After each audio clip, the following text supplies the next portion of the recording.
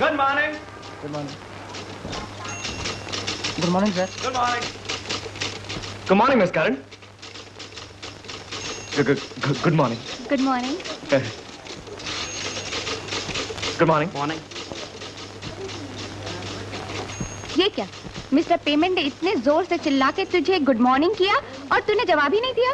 अरे तू नहीं जानती, फौरन जवाब देने से आदमी की वैल्यू कम हो जाती है।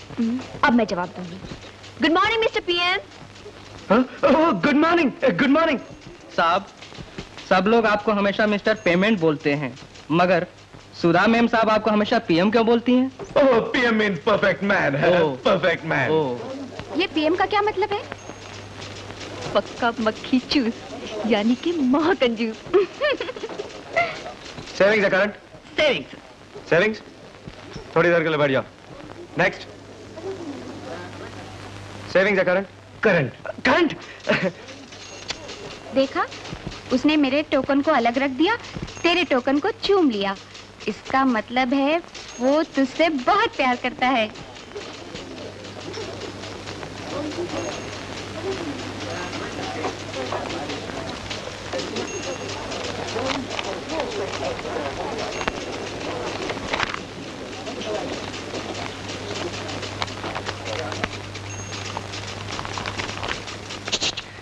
करंट अकाउंट है जी।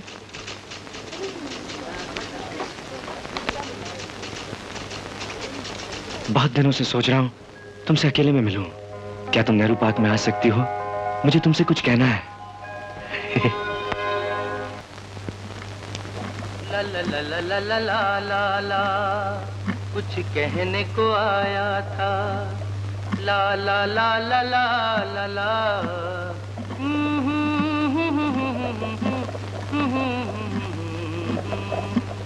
आउच!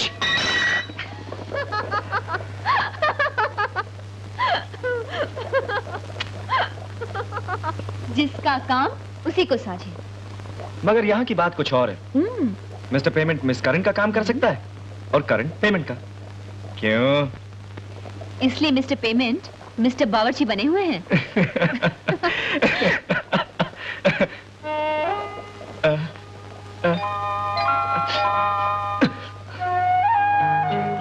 क्या कर रहे हो? कुछ डालना था इसमें, मिर्ची या नमक, याद नहीं। याद है इतना कि इसमें कुछ डालना था। लो।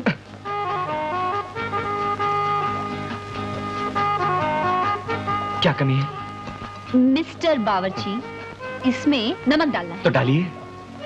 तुमसे किस पागल ने कहा है झंझट में पड़ने के लिए? आराम से किसी अच्छे होटल में खाना खा सकते हो।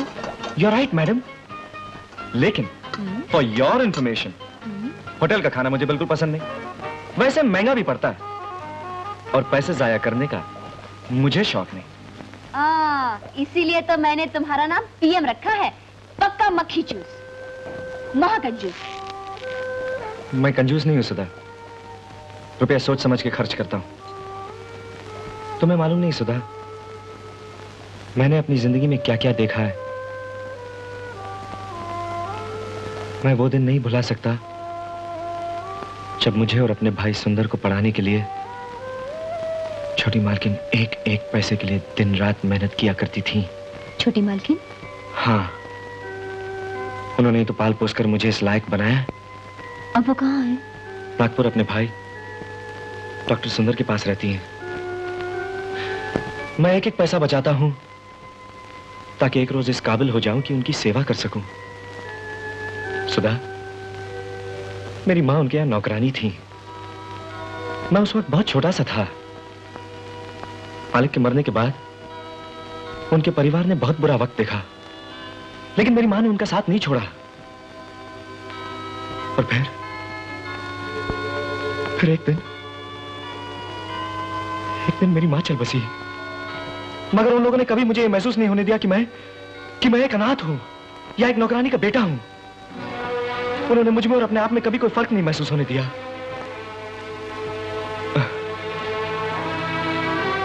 मालिक के मरने के बाद घर की सारी जिम्मेदारी उनकी बेटी के नाजुक कंधों पर आ पड़ी। मैं उन्हें छोटी मालकिन कह के बुलाया करता था। जहां कहीं कोई उत्सव होता, वहां गाने गा गा कर उन्होंने अपनी बूढ़ी मां, अपने भाई और इस अनाथ का पालन किया। सुधा, वो बहुत अच्छा गाती थी।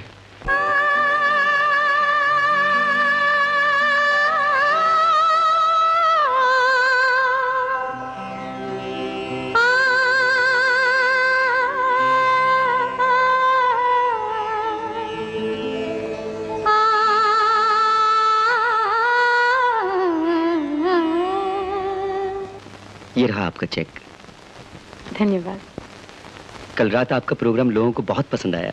और आपको? मुझे भी बहुत अच्छा लगा। हमारी संस्था की तरफ से पहली बार इतना अच्छा प्रोग्राम हुआ है। अगर आप मुझे कुछ और प्रोग्राम दिलवा सकें तो मेरे परिवार पे बड़ा एहसान होगा। क्यों? आपके घर में कोई और कमाने वाला नहीं है? 7 साल पहले पिताजी का देहांत हो गया, तब से मैं ही घर को संभालती हूँ। ओह। घर पे माँ है, छोटा भाई है और हमारी नौकरानी का बेटा, जिसका सिवाय हमारे इस दुनिया में और कोई नहीं है। मुझसे जो हो सकता है मैं जरूर करूंगा। धन्यवाद। तो मैं इजाजत चाहूंगी। नमस्ते। नमस्ते।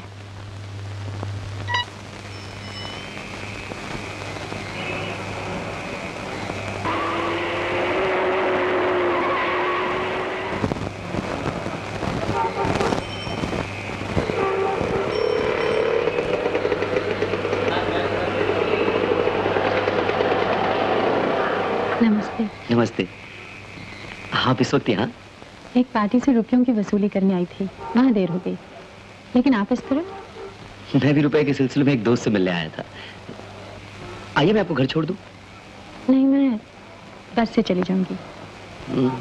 बहुत देर हो चुकी है, बस कहाँ मिलेगी आपको? आइए ना, मैं छोड़ देता हूँ। अगर मेरे साथ चलने में कोई एतराज है तो और बात है। नहीं, ऐसी कोई बात नहीं है। तो फिर आइए। Thank you.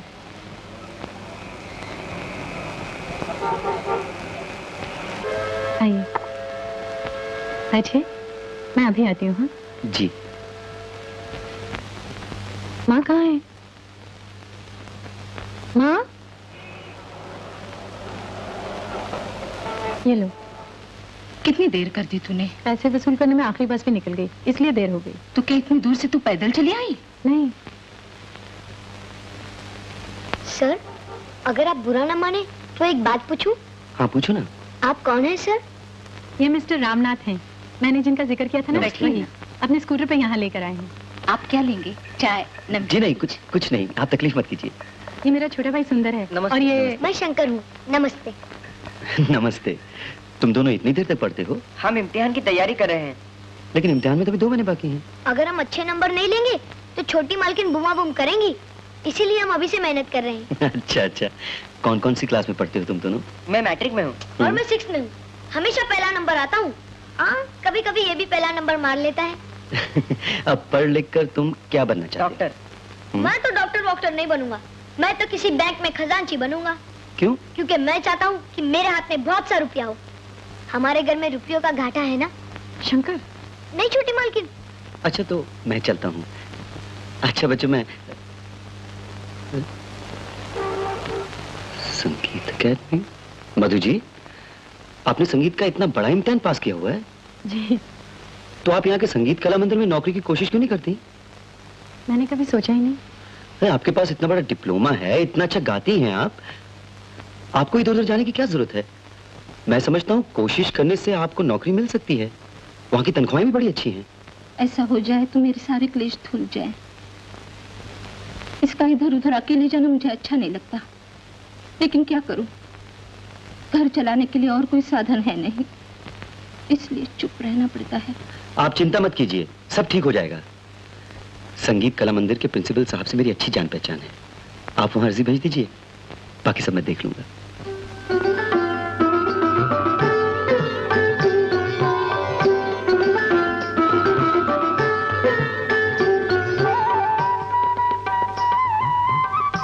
कैसा हुआ इंटरव्यू? अच्छा रहा। मुझे लगता है आपको नौकरी मिल जाएगी। ये तो आप ही की मेहरबानी है। मैं क्या हूँ, आपको नौकरी मिलेगी अपनी काबिलियत की वजह से। हाँ, ये लीजिए शादी का इनविटेशन। आपकी शादी? नहीं, मेरी कहाँ, मेरी बहन की शादी है, जरूर आइएगा। जरूर आऊंगी। आइए शास्त्री जी, नमस्ते। आइए। नमस्ते भाई साहब, कैसे हैं आप? नमस्ते भाभी। What a marriage! What a marriage! Mr. Velati Ram, son of Mr. Kharati Ram. Stop it, stop it! मैं अपना इंट्रोडक्शन खुद देता हूँ। Mr. Ramnath, when I was born, मेरे मम्मी डैडी को मालूम पड़ गया था कि मैं अक्सर विलायत आया जाया करूँगा, इसलिए उन्होंने मेरा नाम विलायती राम रख दिया। वैसे न्यूयॉर्क और इंग्लैंड में मुझको विकी कहते हैं। Vicky. How do you do, Vicky? एक मिनट। प्रिंसिपल साहब नमस्ते। Thank you very much for coming. मैं कॉलेज के जमाने से आपके होने वाले ब्रदर इन लॉ श्यामलाल का गहरा फ्रेंड हूँ। मैं अभी न्यूयॉर्क से वापस आया तो मैंने श्यामलाल का वेडिंग कार्ड देखा। नमस्ते भाभी। नमस्ते धनंजय जी। आइए प्लीज। नमस्ते। मैं ये कह रहा था कि अभी न्यूयॉर्क से वापस आया तो मैंने श्यामलाल का वेडिंग कार्ड देखा and I said I must go. I must attend this marriage. एक minute. I was coming. I said I must attend. What a speed! Full speed में car दौड़ाई and attended this marriage. I tell you, fantastic. What a marriage! What a friend! अभी बारात आने वाली है। अभी आइए ना। आइए बैठिए ना। आइए राम जी, आइए। नमस्ते। माफ कीजिएगा, देर हो गई। नहीं, कोई बात नहीं, बारात तो अभी आई नहीं है। कैसे हो तुम लोग? हाँ, हम तो ठीक है सर। आपका ब्याह कब होगा? सॉरी। नहीं, कोई बात नहीं है, बच्चा है। आप आइए ना, आपको सबसे मिलाता हूँ। नीरू, ये है हमारी दुल्हनिया बहन। नमस्ते। बहुत सुंदर है। ये है मधु। भैया आपके गाने की बहुत तारीफ करते हैं। वो तो ऐसे। तुम सब चलो, मैं अभी आती हूँ। हाँ दीदी, तुम एकदम रेडी हो ना? वेरी गुड, कितनी क्यूट लग रही हो। शारदा। ओ भैया तुम यही हो क्या? सुनो ना शारदा, ये है मेरी छोटी बहन शारदा। मधु। नमस्ते। ये क्या कर रही है? क्या मेहमानों का ध्यान रहे? तो आई हूँ माँ। चलो चलो चलो। क्या ये अभी तक तैयार नहीं हुई? भारत आने का टाइम हो गया, जरा जल्दी करो। माँ जी, ये है मधु, ये मेरी माँ। नमस्ते जी। अरे अरे बाप रे, बड़े काम पड़े हैं। मधु, तुम नीरू के पास बैठो, मैं मेहमानों को देख कर आता हूँ। सर, आपकी माँ जी कभी स्कूल नहीं गई? क्यों? उन्हें ये भी नहीं पता कि नमस्ते का जवाब देना चाहिए? शंकर, कुछ भी उल्टी सीधी बकता रहता है। मैं आता हूँ। ऐसे बोलते हैं क्या बड़ों के लिए कभी? मैं तो कहता हूँ रोज किसी ना किसी की शादी होती रहे। भक्तों की बात को संभालने के लिए कितने हाथ है। Daddy, daddy. हाँ। वहाँ बारात आ रही है और अभी तक आप ताशी खेल रहे हैं। अरे वहाँ तो बारात आ रही है, यहाँ जोकरों की बारात आ गई है। मुझे मालूम है कहाँ कैसे पहुँचना। चल अपना काम कर। चल। ये आपके डैडी हैं? आपको कोई एतराज है? नहीं, फाइन। नमस्कार। क्या कर रहे हैं? Don't throw this, gentlemen. You throw this. मैं आपका son-in-law. तुम? I mean, आपके होने वाले दामाद का जिगरी दोस्त Vicky. Lovely. What a player. Don't. You pick it up. This. इसको उठाइए, इसको रखिए and declare. अरे ठीक है, बैठ जाते हैं। देखो। डैडी, हमारा दरवाजे तक आप पहुँचे। मेरी बेटी। Excuse me? मैं आपके होने वाले ब्रदर इन लॉ यानी कि होने वाले जीजा जी का जिगरी दोस्त। Excuse me? सुनिए, मैं क्या कहना चाह रहा था? देखिए, जो कुछ भी आपको कहना है जरा जल्दी कह डालिए। अरे सुनिए, अगर आपको काम है तो जाइए, बाद में कह दूंगा। नहीं, अभी आप कह ही डालिए। बाद में आप जाइए। ओम भूर्भुवः स्वाहा ओम भूर्भुवः स्वस्ति भूम्ना पृथिवी। Excuse me? Yes. मेरा एक काम करेंगे या? फरमाइए। बात क्या है कि शादी के झंझट से मैं बहुत बोर हो जाता हूँ। I am a very busy man. Oh, I see. इतनी देर वेट नहीं कर सकता। अगर आप बुरा नहीं माने तो मेरी तरफ से अपने ब्रदर इन लॉ को ये प्रेजेंट दे देंगी। Oh, okay, I don't mind. Thank you. Oh God. ये क्या है? ट्रांजिस्टर। ट्रांजिस्टर? Imported. मैं चलाता हूँ, एक सेकंड देखिए। सुनिए, कितना खूबसूरत है। बहुत महंगा होगा। आपको पसंद है? हाँ। रख लीजिए। लिए मेरे पास तरह तरह के ट्रांजिस्टर हैं। बाल्टी में ट्रांजिस्टर, कचौड़ी में ट्रांजिस्टर, ग्लास में ट्रांजिस्टर, प्लेट में transistor. Okay okay bye bye. Excuse me, the present. एक बात कहूँ? फरमाइए। बिल्कुल हेमा मालिनी लगती है।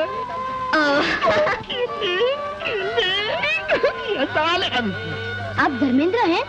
Mind your own business, बच्चे, okay? I'm not having any business. But I'm having my business, okay? Dharmendra, darling.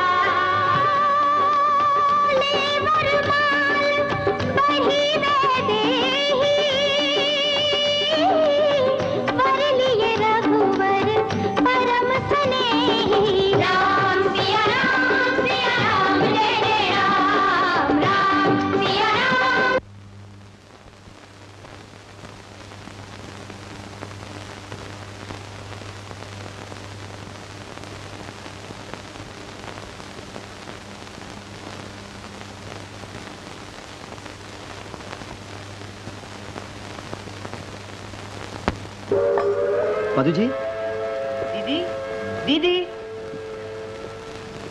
Madhu ji, आपको नौकरी मिल गई। ये रहा आपका appointment letter.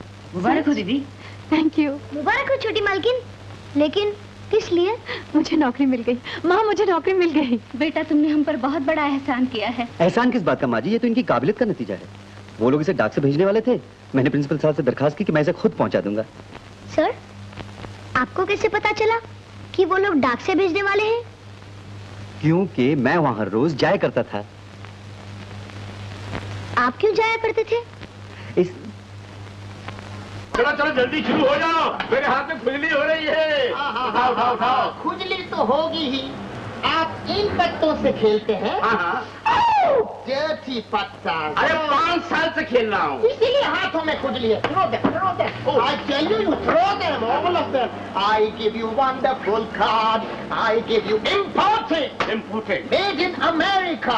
I give you another imported. Hi, another. Made in Japan. Excuse me. Throw this. Doesn't suit your personality. आपकी personality के साथ नहीं जाता.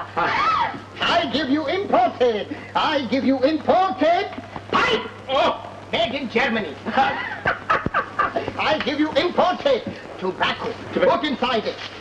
Another black box. Imported. Made in England. Yeah. अंदर सांस को खींचिए. क्या पाइप है? धुआं देखिए. पाइप नहीं, फैक्ट्री है. Your daughter, sir. Daughter. Hello. Good morning to you, beautiful. Very good morning. Daughter, Vicky बहुत अच्छा लड़का है। मेरे लिए imported tash, imported pipe, imported tobacco लेकर आया है। आपका imported कैसा है? जी? Transistor. Oh, really? It is an unforgettable present for me. सुनिए।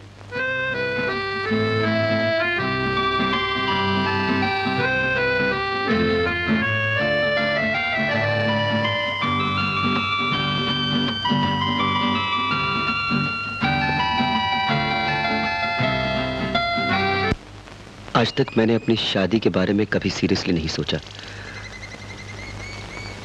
मेरे माँ बाप, रिश्तेदार और मेरे कुछ दोस्त भी मुझे मजबूर कर चुके हैं, मगर मैंने हमेशा यही सोचा कि अगर मैं शादी कर लूंगा तो अपने परिवार की तरफ जो मेरी जिम्मेदारियां हैं मैं उन्हें निभा नहीं सकूंगा। मगर आपसे मिलने के बाद शादी के लिए जो मेरे ख्याल हैं कुछ बदल गए हैं।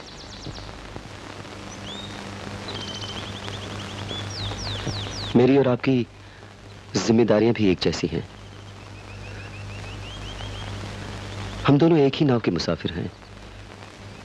हम एक दूसरे की मुश्किलों को समझ सकते हैं। क्यों ना हम शादी कर लें? हमारी शादी हमें अपने अपने फर्ज के रास्ते से नहीं हटाएगी।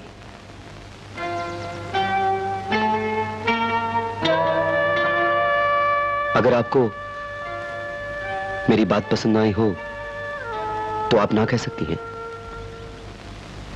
जिन हालात में मैं हूं, मेरी पसंद नापसंद का सवाल ही कहां उठता है। मतलब? जिंदगी में कुछ भी हासिल करने के लिए इंसान को कुछ न कुछ कुर्बानी देनी पड़ती है।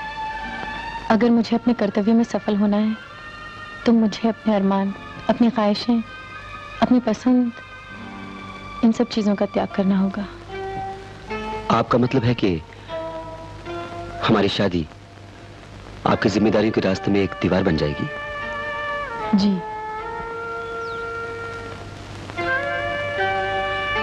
अगर हमारी शादी मेरे फर्ज के रास्ते में कोई बाधा नहीं डाल सकती तो आपके लिए कोई रुकावट कैसे बन सकती है?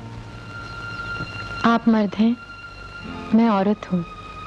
मैं समझा नहीं। मर्द अपने माँ बाप, अपने भाई बहन की देखभाल करे, ये उसका फर्ज समझा जाता है। लेकिन औरत के लिए मायके की देखभाल करना तो क्या, मायके की तरफ पलट के देखना भी मुश्किल हो जाता है। आप ठीक कहती हैं, मगर हम दोनों पढ़े लिखे हैं, एक दूसरे की मजबूरियों को, एक दूसरे की जिम्मेदारियों को अच्छी तरह जानते हैं।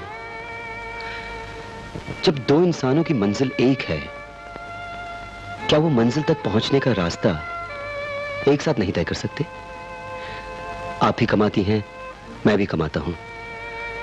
आप अपनी तनख्वाह से अपने परिवार की जरूरतें पूरी कीजिए, मैं अपनी तनख्वाह से अपने परिवार की देखभाल करूंगा। मुझे सोचने के लिए कुछ समय चाहिए। लेकिन एक बात याद रखिए,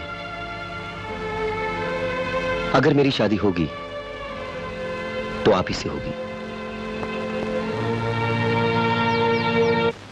मैं पूछती हूँ, हमारे इजाजत के बिना वो शादी कैसे कर सकता है? अरे भाग्यवान, भगवान का शुक्र कर कि वो शादी के लिए तैयार तो हुआ। पहले तो वो शादी का नाम सुनते ही कानों पर हाथ रख लेता था। अरे तूने आनाकानी की तो फिर ना कर देगा। अकलमंदी इसी में है कि अपना मुंह बंद रख, सिर्फ उसी वक्त खोल जब खाना खाना हो। मैं तुझसे पूछ रही हूँ, क्या तू सच में शादी नहीं करना चाहती? नहीं। मधु, बेटी मेरी आंखों में आंखें डाल के देख और फिर बात कर। भैया क्या कह रहे थे? लड़कियों वाले बेटे को 20-25 हजार दहेज में देने के लिए तैयार हैं। वो भजन गाने वाली लड़की क्या लाएगी इस घर में? ढोलकी और बाजा? जब तुम्हारी बेटी शारदा की शादी होगी तब कहाँ से लाओगे दहेज? बेटी, हम लोगों की खातिर तू अपने अरमानों का, उमंगों का गला घोट रही है, अपने जीवन की बलि दे रही है। नहीं माँ, ऐसा नहीं है। मैंने जिस काम का बीड़ा उठाया है, जब वो पूरा हो जाएगा तो शादी कर लूंगी। नौकरी करने वाली लड़की जो होती है ना, कमाने वाली लड़की सोने का अंडा देने वाली मुर्गी होती है। बेटी, तू जो करना चाहती है उससे तुझे कौन रोकता है? रामनाथ ने तुझे साफ कह दिया है कि तू अपनी तनख्वाह से हमारा खर्चा चला सकती है। और क्या चाहिए तुझे?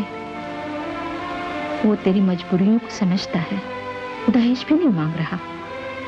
बेटी, तेरी शादी हो जाए तो सुंदर और शंकर का भी कोई आसरा हो जाएगा। नौकरी के लिए तूने कहां धक्के नहीं खाए, आखिर उसकी मदद से ही तुझे नौकरी मिली ना। कल हो सकता है सुंदर और शंकर को भी किसी मदद की जरूरत आ पड़े, कोई उनका हाथ पकड़ने वाला तो होगा। भगवान ने तुझे अच्छा मौका दिया है बेटी, तू मेरी बात मान और शादी के लिए हाँ कह दे।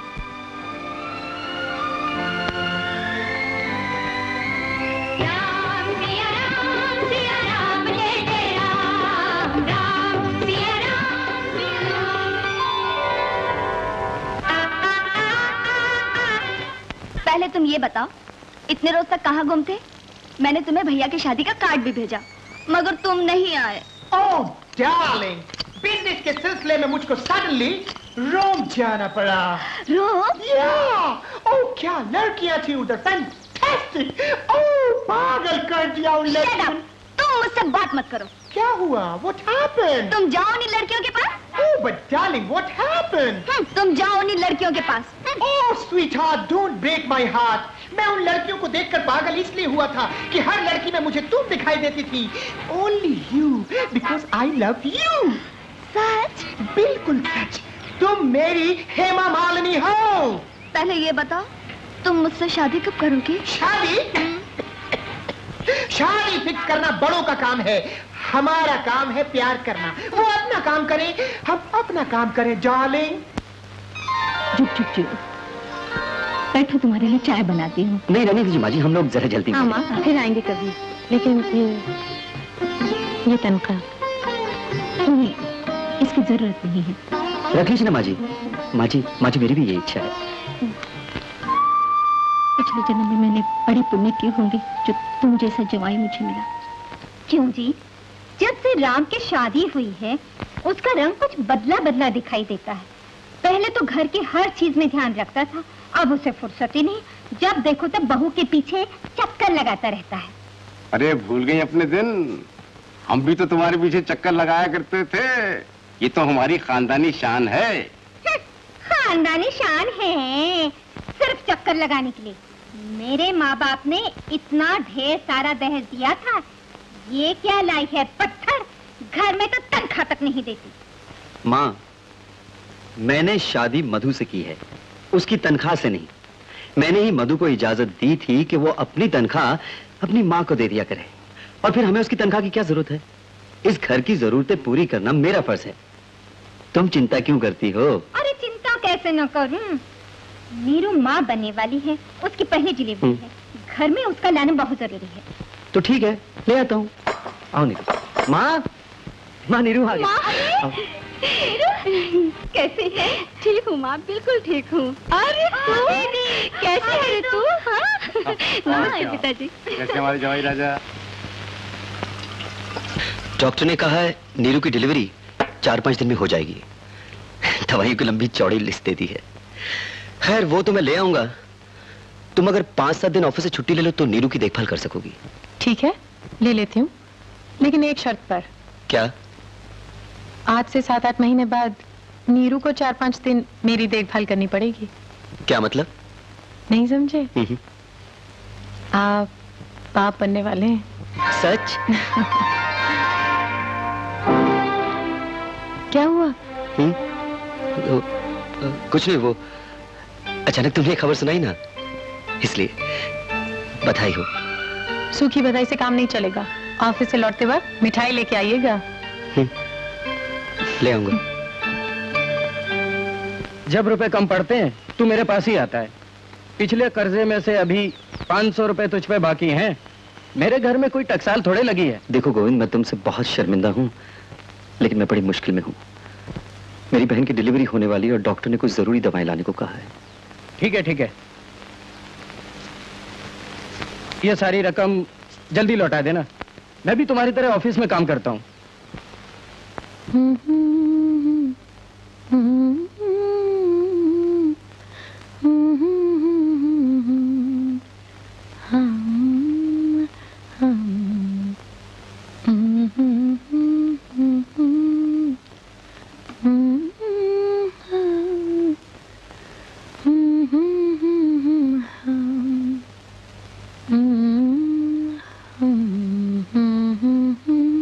अरे ले आए मिठाई? बोलो ना, कहाँ है मिठाई? मुझे क्या हुआ? माफ कर देना मधु।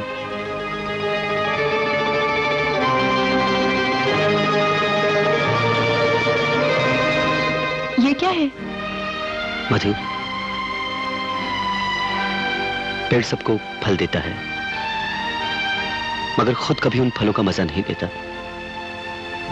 हमारी हालत भी कुछ ऐसी है। हमारा फर्ज दूसरों को खुशी देना है। अपनी खुशी के बारे में सोचने का हमें अभी अधिकार नहीं। ऐसी हालत में बच्चा पैदा होना अपने बच्चे पर जुल्म ढाने वाली बात होगी। इससे बेहतर है बच्चा पैदा ही ना हो। ये क्या कह रहे हैं आप? मैं जानता हूं मधु के जो मैं कर रहा हूं वो बहुत बड़ा पाप है। औलाद किसे नहीं चाहिए। अगर कोई चारा ही नहीं है, आमदनी कम, खर्च ज्यादा और फिर जिम्मेदारियों का बोझ बाकी है, शारदा के ब्याह के बारे में सोचना है, तुम्हें सुंदर और शंकर को अच्छी तालीम दिलवानी है, और जब तक ये सब काम पूरे नहीं हो जाते अपनी जिंदगी के मालिक हम नहीं हैं। हमें इंतजार करना होगा मधु, और इसके लिए तुम्हें मेरा साथ देना होगा।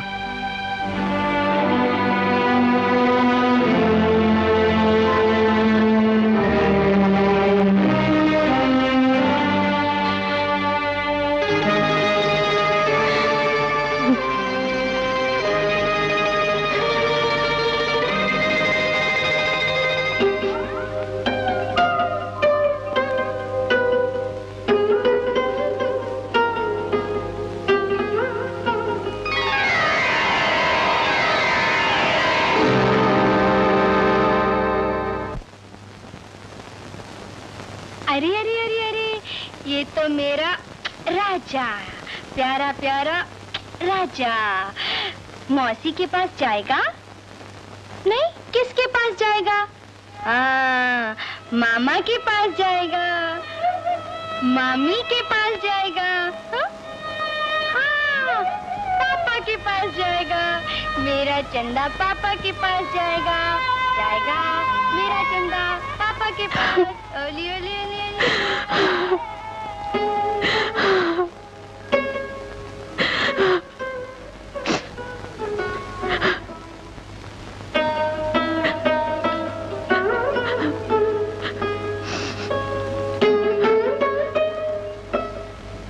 मधु, रोने और परेशान होने से हमें कुछ भी नहीं मिल सकता। जो हो चुका है उसे तो हम बदल नहीं सकते। जो हो रहा है वो भी होकर ही रहेगा। कल क्या होने वाला है हमें कुछ भी तो नहीं मालूम। लगता तो जरूर है कि हर चीज हमारे हाथ में है, मगर असल में हमारे हाथ में कुछ भी तो नहीं, कुछ भी नहीं। मन को शांत करो और अपने आप को संभालो, प्लीज। यही जिंदगी है।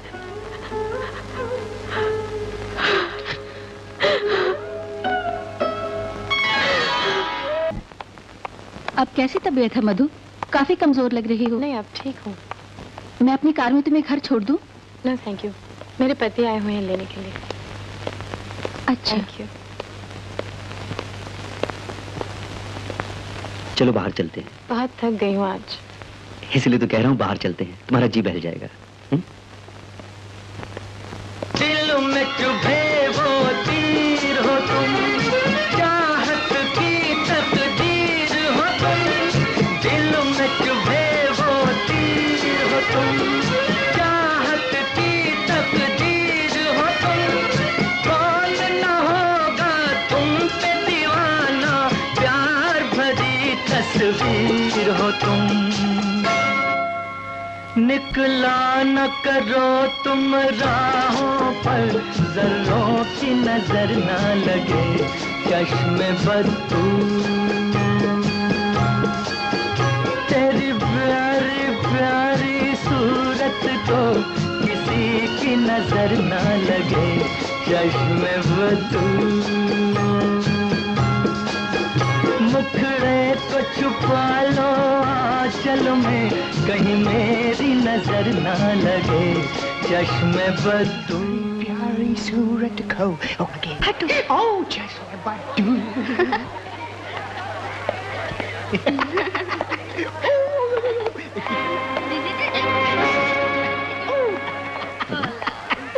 शारदा, चलो आइसक्रीम खाएं। Oh no, do it ice cream खाएंगे। बेशर्म हो गई है कि मैं क्या करें आप? यहाँ सब लोगों के साथ। लेकिन इतनी बेशर्मी।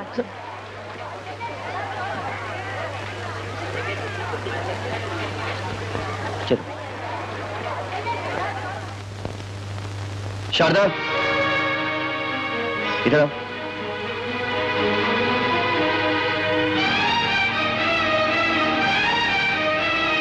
जी भैया। कहाँ से आ रही हो? कॉलेज से। तेरा कॉलेज रात तक खुला रहता है? वो क्या है भैया, आजकल स्पेशल क्लासेस चल रही है ना। बकवास मत करो, बोल कहाँ से आ रही है तू? सीधी तरह बोल कहाँ से आ रही है, वरना मैं तेरी जान ले लूंगा। शारदा, ये क्या कर रहे हैं आप? तुम बीच में मत आओ मधु, छोड़ो मुझे। शारदा तू जा यहाँ से, माँ जी ने बुलाया। अगर तू यहाँ से हिली तो मैं तेरी टांगें तोड़ दूंगा। शारदा, माँ जी ने बुलाया। शारदा तू जा। शारदा जाना। मधु, आप शोर मचा मचा कर पूरे घर को यहाँ इकट्ठा करना चाहते हैं, सारे मोहल्ले को सुनाना चाहते हैं क्या? ये बातें सुनकर माँ जी और पिताजी को तकलीफ नहीं होगी? धीरज से काम लीजिए, आराम से बैठ के सोचिए। उसे डांटने या मारने से बात हल हो जाएगी क्या? बड़ों की बड़ाई इसी में है कि छोटों की गलतियों को दरगुजर कर दे, तभी छोटों पे बड़ों का रोब रहता है। वो हमारी नाक कटवारी है और तुम चाहते बच्चों बैठा देखता रहूं। आखिर हुआ क्या? यही ना कि वो एक लड़के के साथ घूम रही थी। तुम इसे मामूली बात समझती हो? दुनिया इतनी गंदगी उछालेगी कि हम लोगों के लिए डूब मरने की बात होगी। आप बुरा न माने तो एक बात पूछूं आपसे? उस दिन मुझे नौकरी दिलवाने के लिए आप खुद एप्लीकेशन फॉर्म लेकर आए थे और आपने ही भरा था। फिर इंटरव्यू वाले दिन घंटा भर धूप में मेरा इंतजार करते रहे और फिर अपने स्कूटर पे घर तक छोड़ा था। उस वक्त किसी ने कुछ कहा था क्या? नहीं, मैं तो ऐसे ही पूछ रही हूँ। हम लोगों की बात कुछ और थी। कैसे कुछ और थी? हम एक दूसरे को पसंद करते थे, हम एक दूसरे से शादी करना चाहते थे। हो सकता है शारदा भी शादी करना चाहती हो। आप उसकी शादी करवा दीजिए ना। शादी करवा दीजिए ना। शारदा चाहती है, क्या वो लड़का चाहता है? उसका बाप चाहता है? लेकिन उसके लिए पूछ सकते ना, कौन सा पहाड़ तोड़ने वाली बात है? वो लड़का श्याम जीजा जी का दोस्त है, उनसे सलाह मशवरा करके लड़के से भी बात कर लीजिए, लड़के के पिताजी से भी। जब तुम लोग इतनी जिद कर रहे हो तो मानना ही पड़ेगा, लेकिन एक शर्त है मेरी। मैं बिजनेसमैन हूँ, लड़के की तालीम पर मैंने 20,000 रुपया खर्च किया है, उसका सूद बनता है 10,000, यानी कुल मिला के 30,000 रुपए। तुम लोग विकी के दोस्त हो इसलिए सूद छोड़ दिया, लेकिन असल तो मिलना चाहिए। तुम्हें दहेज में 20,000 रुपए जरूर देने पड़ेंगे। माँ, इतने बड़े लोगों से रिश्ता जोड़ना हमारे बस का रोग नहीं है। हाँ, मेरा ब्याह तो एक रोग है। मैं तो कहती हूँ मेरी सारी जिंदगी एक रोग है। कहीं से मुझे थोड़ा सा जहर ला दीजिए, ये रोग भी खत्म हो जाएगा और आप सब लोग सुखी। शारदा बक रही है? शारदा हाँ, मैं तो बक रही हूँ। तुम तो भैया का ही साथ दोगी, क्योंकि भैया ने तुम्हें अच्छा पति जो ले दिया है, एमए वाला। तुम ही भैया की बहन हो, मैं कौन होती हूँ? बड़ी शान से कहा करते थे, जब तक मैं अपनी बहनों का ब्याह नहीं करूंगा, शादी नहीं करूंगा। और मुझे कहा करते थे, शारदा तुम्हारी शादी तो किसी कलेक्टर के साथ कराऊंगा। आखिर हुआ क्या? कहीं से वो दिखाई दे गई, उसने ऐसा जादू डाला कि बस अपनी शादी करके आंखें मूंद कर बैठ गए। मैं इसी दिन को रोती थी, मगर तुम बाप बेटे ने मेरी एक भी नहीं मानी। मेरा भाई भी बड़े रिश्ते लाया था, लड़कियों वाले 25 क्या 50,000 देने के लिए तैयार थे, मगर उस समय तुम्हारी समझ पर पत्थर पड़े थे, पत्थर। शादी भी की तो ऐसी लड़की से जो एक खोटा रुपया न ला सकी। अब बैठे भजन गा रहे हैं, बहन के दहेज के लिए रुपया कहाँ से लाऊं, रुपया कहाँ से लाऊं। अब बाप बेटे मिलकर ढोलकी बजाओ, ढोलकी। तुम्हारा मतलब है माँ कि मैं शारदा के दहेज का बंदोबस्त इसलिए नहीं कर सकता क्योंकि मैंने मधु से शादी की है? मैं किसी से भी शादी करता, मैं इतना कमीना नहीं हूं कि उन लोगों से शादी के लिए रिश्वत लेता। तुम लोग शारदा की शादी के बाद मुझ पर छोड़ दो। मैं शारदा का दुश्मन नहीं, बड़ा भाई हूं। हाँ, थोड़ा वक्त जरूर लग जाएगा, लेकिन मैं इसके लिए जो भी लड़का चुनूंगा अच्छा चुनूंगा और अपनी हैसियत के मुताबिक शादी ठीक से करूंगा। मेरी शादी विक्की से नहीं हुई तो मैं अपनी जान दे दूंगी। शारदा, ये क्या पागलों जैसी बातें कर रही है तू? ये सब मिलकर मुझे अंधे कुएं में धक्का देना चाहते हैं। इससे तो अच्छा है कि मैं खुद ही अपनी जान दे लूं। शारदा, तेरा ब्याह विकी से ही होगा। तू दहेज की फिक्र मत कर, इसका जिम्मा मैं लेती हूँ। हाँ भी। अगर ऐसा ना हुआ तो मैं अपनी जान दे दूंगी। तुम सब मिलकर मेरी जान ले लो, सबके दिल में ठंडक पड़ जाएगी। ये क्या कह रहे हैं आप? फिर और क्या कहूँ मैं? शांति से काम लीजिए, मेरी बात सुनिए। मेरे कान पक गए ये सुन सुन के। घर चलाने के लिए, सबको सुखी रखने के लिए, सबकी जरूरतें पूरी करने के लिए क्या क्या नहीं करना पड़ता है मुझे, क्या क्या जिल्लतें नहीं सहनी पड़ती है मुझे। कभी किसी को जरा सा भी ख्याल आया? वो कहती है वो मर जाएगी, तुम कहती हो तुम जान दे दोगी।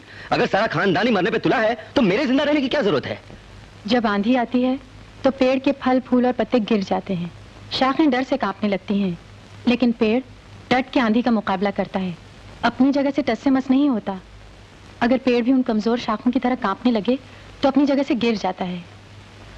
घर का सारा बोझ आप पर है। आप ही वो पेड़ हैं जो कमजोर शाखों को अपने कंधे पे उठाए हुए हैं। अगर आप घबरा जाएंगे तो उन सबका क्या होगा? जब शाखें ही पेड़ को तमाचे मारने लगे तो पेड़ क्या करेगा? पेड़ वो भी सह लेता है क्योंकि वो पेड़ है, अपनापन कभी नहीं छोड़ता। ये बातें कहने में बहुत अच्छी लगती मधु, जरा इतना भी तो सोचो तुम। 20,000 रुपए चाहिए दहेज के लिए, कम से कम 10-15 हजार रुपए चाहिए शादी पर। इतना रुपया आएगा कहां से? आप ऐसा क्यों सोचते हैं? इतना पैसा आएगा कहां से? ऐसा क्यों नहीं सोचते पैसा आएगा कैसे नहीं? कोशिश करने से सब कुछ हो सकता है। आप कमाते हैं, मैं कमाती हूँ, फिर मेरा अपना घर है, उसे गिरवी रख के 15-20 हजार रुपए मिल सकता है। कुछ रुपया आप दोस्तों से उधार ले सकते हैं, कुछ रकम मैं इकट्ठी कर सकती हूँ, फिर भी कम पड़े तो आपका स्कूटर गिरवी रख सकते हैं। इतना कर्ज हम चुकाएंगे कैसे? जैसे जैसे जिम्मेदारियां कम होती जाएंगी कर्ज चुकाते जाएंगे। उसके लिए बहुत वक्त है हमारे पास, लेकिन इस वक्त शारदा की सारी जिंदगी का सवाल है, उसकी खुशी का सवाल है। उसके लिए अगर थोड़ी सी तकलीफ सहनी पड़ी तो हम सह लेंगे।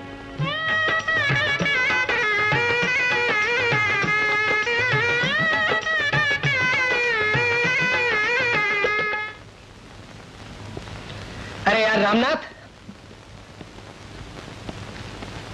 माफ करना प्यारे, कल मैं आ नहीं सका। नहीं नहीं कोई बात नहीं। बधाई तो ले ले। सुना बहन की शादी बड़ी धूमधाम से की। हाँ मगर 30,000 रुपए खर्च हो गए। अरे हो गए तो क्या हुआ यार, 50 लाख वाला बहनोई तो मिल गया। हाँ कम से कम मेरी बहन तो सुखी रहेगी। तेरा मतलब तू बहुत दुखी है? ये तेरी गंदी आदत है, हर वक्त गरीबी का रोना रोता है। और क्या करूं यार, हाथ पल्ले ठन ठन गोपाल। अरे चल हट, तू कमाता है, तेरी बीवी कमाती है। हाँ हाँ बीवी कमाती जरूर है, मगर मैं उसकी कमाई में से एक पैसा भी नहीं लेता। क्यों भाई? उसकी तनख्वाह उसके मैके जाती है। सच? तो क्या तो मैं झूठ बोल रहा हूँ? अरे कमाल है, आज पहली बार हमने एक पत्नी बता पति देखा है तो पत्नी की तनख्वाह को हाथ नहीं लगाता।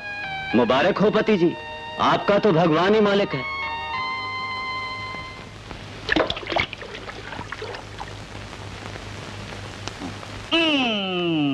बादशाह हो गई, अपनी तो हो गई, गिनो। फिर गया फुलान? 2 रुपए और पहले के 9 रुपए 40 पैसे। अरे आ जाएंगे, पत्नी को बांटो। कैसे आ जाएंगे भाई? तुम जीतते हो तो नगद मांगते हो और हम जीते तो उधार करते हो। भैया महीने का आखिर है ना। अरे तुम्हें आखिर और शुरू से क्या? तुम्हारा तो बेटा भी कमाता है, बहू भी कमाती है। तो ये हिसाब है, खाने चने डिकार बादाम के। क्यों भाभी? अरे भैया तुमसे क्या छिपाऊं, इस घर का खर्च सिर्फ राम की तनख्वाह पर चलता है। और बहू? बहू? अरे वो तो महारानी है, महारानी। इस घर में बहू बनकर नहीं आई, मेहमान बनकर आई है। खाना पीना कपड़ा लत्ता सब यहाँ से, और वो जो कमाती है अपनी माँ को दे आती है। अच्छा, मैं यही सोचता था कि राम की शादी में दहेज इसलिए नहीं लिया क्योंकि बहू कमाती है और वो हर महीने की तनख्वाह तुम्हारे हाथ में रखेगी। सोचा तो यही था इस महापुरुष ने, हजारों और लाखों की बात करते थे। सोचा तो मैंने भी था, लेकिन राम ने उसे इजाजत दे दी। अब मैं राम को डांटूं? दूध पीता बच्चा तो है नहीं, हमारा अन्नदाता तो वही है। देखो भैया, महीने की 20 तक अन्नदाता पे घर चलता है, उसके बाद दाता की मेहरबानी पर घर का इतना किराया देना पड़ता है और खाने वाले इतने लोग। उधर बहू के घर में एक वो बुढ़िया है और वो 2 छोटे छोटे बच्चे। मैंने ये सुना है भैया, वो बुढ़िया है ना, प्याज पे रुपया देती है। यहाँ कितनी मुसीबतें हैं, कितनी तकलीफें हैं, इसकी चिंता तो बहू को है ही नहीं। बस उधर से सिर्फ एक ही फिक्र रहती है कि कब तनख्वाह मिले और वो ले जाके अपनी माँ के हाथ में रखे। रामनाथ को किसी तरह समझाना चाहिए। औरत तो मोम की नाक है, जिस तरफ मोड़ो मुड़ जाती है, सिर्फ मोड़ने वाला चाहिए।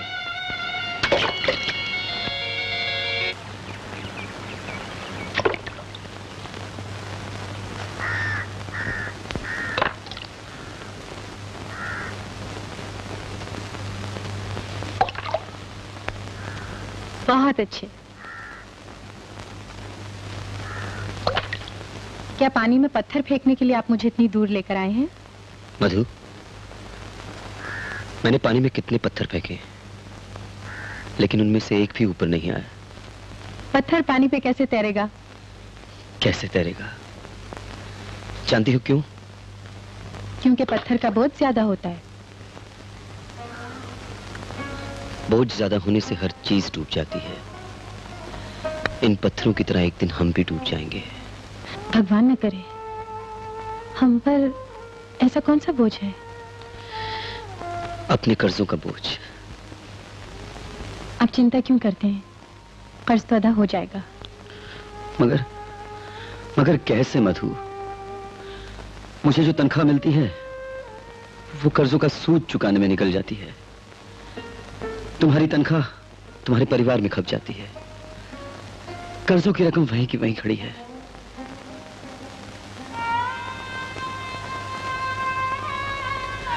तुम अगर मुझे गलत न समझो तो एक बात कहूं। एक ही शहर में हमारे 2 घर हैं। तुम्हारे लोग अलग रहते हैं, मेरे लोग अलग रहते हैं। 2 चूल्हे चलते हैं, 2 घरों में खाना बनता है। इसमें कितना फजूल खर्च होता है। अगर हमारे परिवार एक होकर एक साथ रह सके, इसमें हमारी कुछ बचत हो सकती है। तुम अपना घर भी किराए पर दे सकती हो, जिससे हमें 150-200 रुपया महीना किराया मिल सकता है। इस तरह हम कुछ बचा सकते हैं। तो इसमें इतना परेशान होने की क्या बात है? आप जो कह रहे हैं ठीक ही तो है। मैं आज ही माँ से बात करती हूँ। क्या हुआ बहन जी? अरे बहन आ गए, बड़ा अच्छा किया। सुना तुमने? ये मुझे कहती है मैं अपने ही घर में चोरी से खाती पीती हूँ। और नहीं तो क्या, दूध की मलाई सारी कौन चेक कर जाता है। ऊपर से वो मारती है कि दूध वाला दूध में पानी मिलाता है, इसलिए मलाई नहीं आती। बहू ने ओवल्टीन का डिब्बा लाके रखा था, आते जाते फंकी कौन मार जाता। बंद कर, ये मेरा घर है, जो चाहे मैं करूँगी। घर की मालकिन तुम्हारी तरह चोर नहीं होती। ज्यादा बकेगी ना तो जुबान। बहन जी शांत हो जाइए। बहन जी चले जाए यहाँ से, मुझे तेरे जैसी नौकरानी नहीं चाहिए। चुड़ैल, कमीनी, मेम साहब चुप हो जाओ। अब मैं समझ गई तुम मुझे घर से निकालने पे क्यों तुली हुई हो।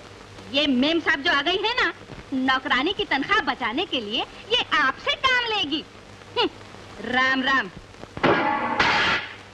राम राम। सुना बहन, ये मुंबई नौकर भी मुझे इज्जत नहीं देते। ब्लड प्रेशर की मरीज हूँ ना, कुछ काम नहीं कर सकती। नौकरों को मुंह नहीं लगाना चाहिए। आप चिंता मत कीजिए, मैं सब देख लूंगी। नहीं नहीं, मगर फाटी चौथारी कैसा नहीं करना। हाँ, जरा धूमधाम से करना। हाँ? जरूर।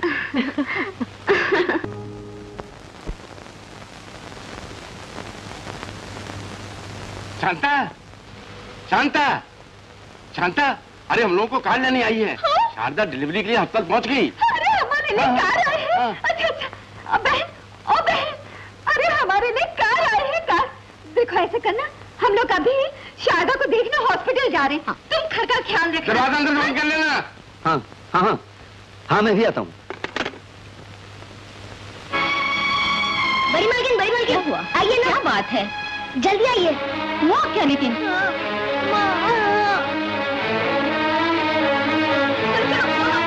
जल्दी बाहर जाओ, बाहर जाओ। लेकिन क्यों? कह दिया ना, बाद में बताऊंगी।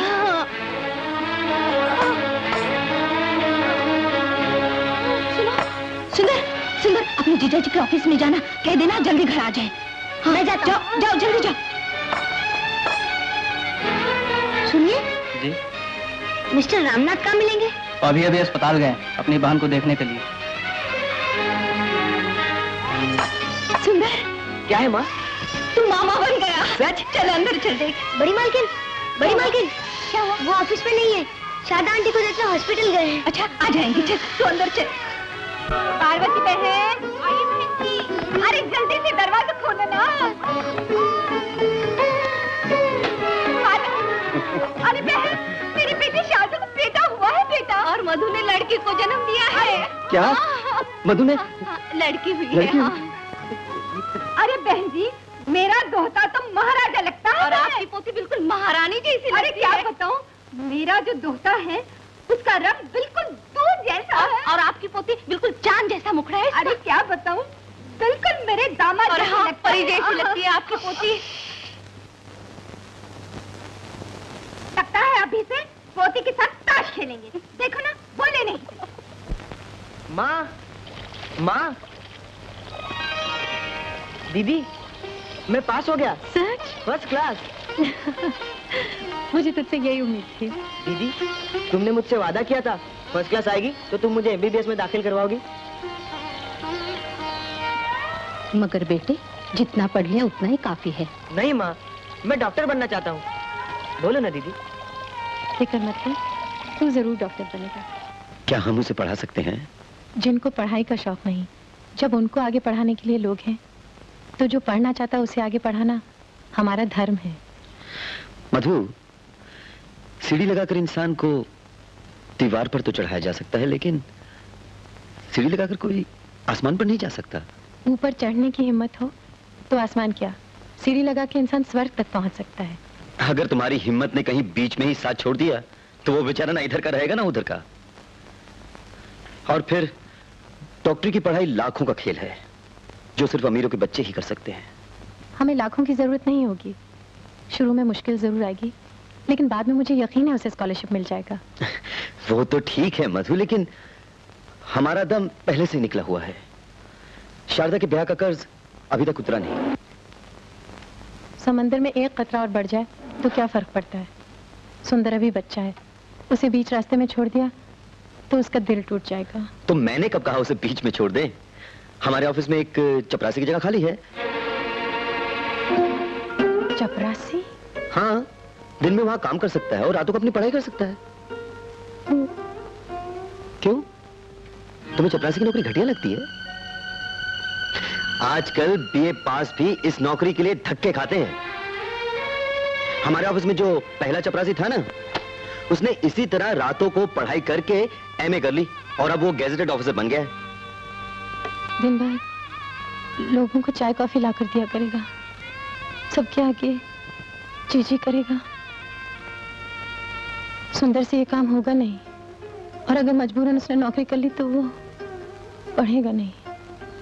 खैर, मैं देख लूंगी, कोई ना कोई रास्ता तो निकल आएगा। सुंदर को एमबीबीएस करवाने का वादा मैं कर चुकी हूँ।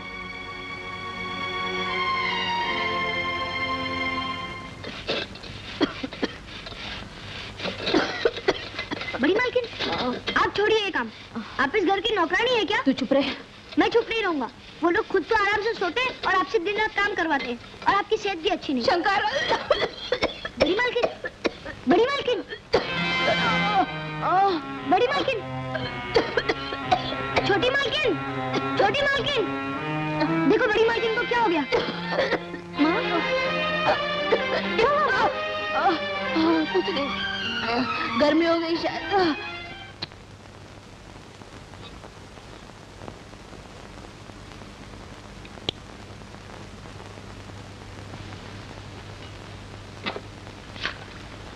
राइट लंग में कैंसर।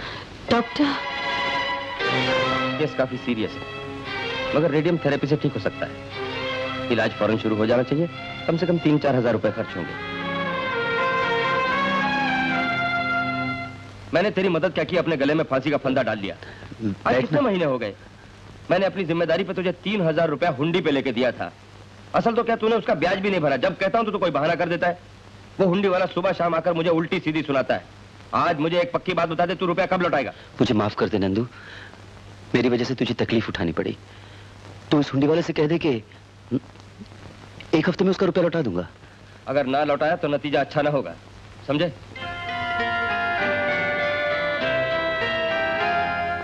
मधु, तुमसे एक बात करना चाहता हूँ। कहिए। शारदा के ब्याह पर एक दोस्त के जरिए मैंने 3000 रुपए हुंडी पे लिए थे। तो उस हुंडी वाले ने नाक में दम कर रखा है। उसका रुपया जल्दी से जल्दी वापस करना चाहिए। मैंने अपने प्रोविडेंट फंड में से कर्ज मांगा है। तुम अगर 1000 अपने प्रोविडेंट फंड में से मांग लो तो ये बला टल जाएगी। लेकिन वो लोग इतनी जल्दी और कर्ज नहीं देंगे। क्या मतलब? माँ को हॉस्पिटल में दाखिल करवाया है ना, उसके लिए 1000 रुपए कर्ज ले चुकी हूँ। रेडियम थेरेपी के लिए 3000 रुपए लगेंगे। डॉक्टर ने कहा है।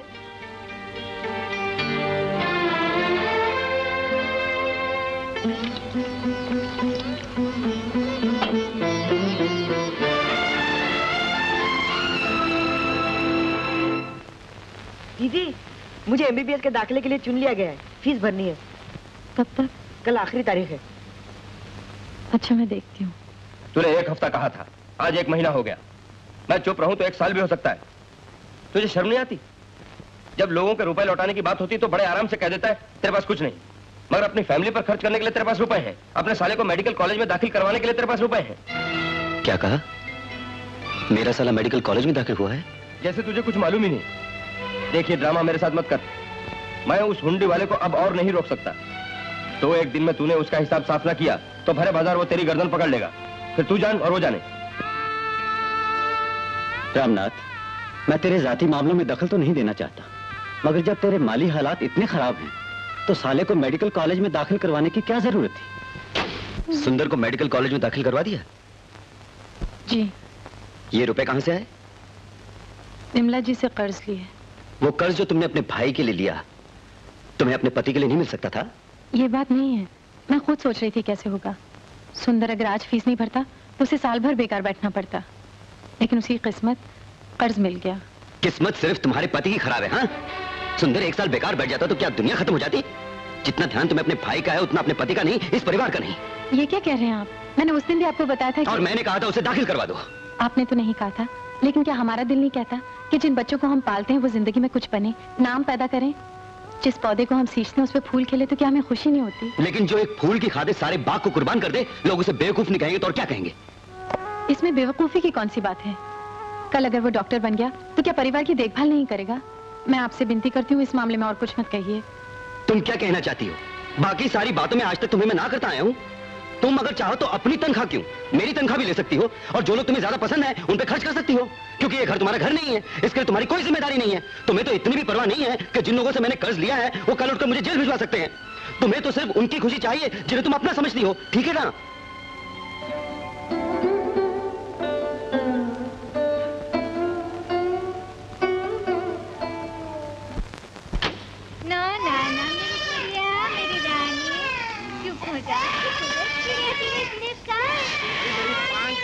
मेरी माँ, आप चुप हो जाना। लड़की ने तो आराम हराम कर दिया। ओहो। माँ, मधु कहाँ है? गई है अपनी माँ के पास। इसे साथ नहीं ले जा सकती थी? उसे कहाँ परवाह है? न उसे तेरी चिंता है न इस बच्चे की चिंता है। ये नसीबों जले तो किसी तरह पैदा हो गई है। ठीक है, अगर उसे तेरी देखभाल नहीं करनी है तो ना सही, कम से कम इस बच्चे की तो करे। जब देखो तो माँ के पास भागी रहती है। खुद जिसकी माँ है उसे उसकी चिंता ही नहीं, कूड़े की तरह फेंक जाती है। बेटा, बेटा, मैं आज तक कुछ नहीं बोला, हमेशा चुप रहा, लेकिन कब तक चुप रहूं? आखिर तेरा बाप हूं। बेटे, तुमने अपनी मर्जी से शादी कर ली, हम कुछ नहीं बोले, जहर का घूंट पी कर रह गए। बेटे, तू सुखी होगा तो हम भी सुखी रहेंगे, लेकिन अगर यही सुख है तो भगवान जाने दुख क्या होगा। बेटा, अभी भी कुछ नहीं बिगड़ा, मेरी बात मान ले। तुझे यहाँ कर्ज वाले रोज रोज तंग करते हैं, ससुराल की परेशानियां रहती हैं। बेटे, जो तरक्की तुझे बदली की शर्त पर मिल सकती थी, जिसे तू हमेशा टुकराता रहा है, उसे मंजूर कर ले बेटे, सब ठीक हो जाएगा, सारी मुसीबतें टल जाएंगी। हाँ बेटा, बहू को तो उसका मायका जौ की तरह चिपका हुआ है। उसे इस जंजाल से निकालने का यही एक तरीका है। जब तक ये नहीं करोगे, बहू की समझ में नहीं आएगा कि वो एक पत्नी है, एक माँ है, उसकी भी कोई जिम्मेदारी है अपने परिवार की तरफ।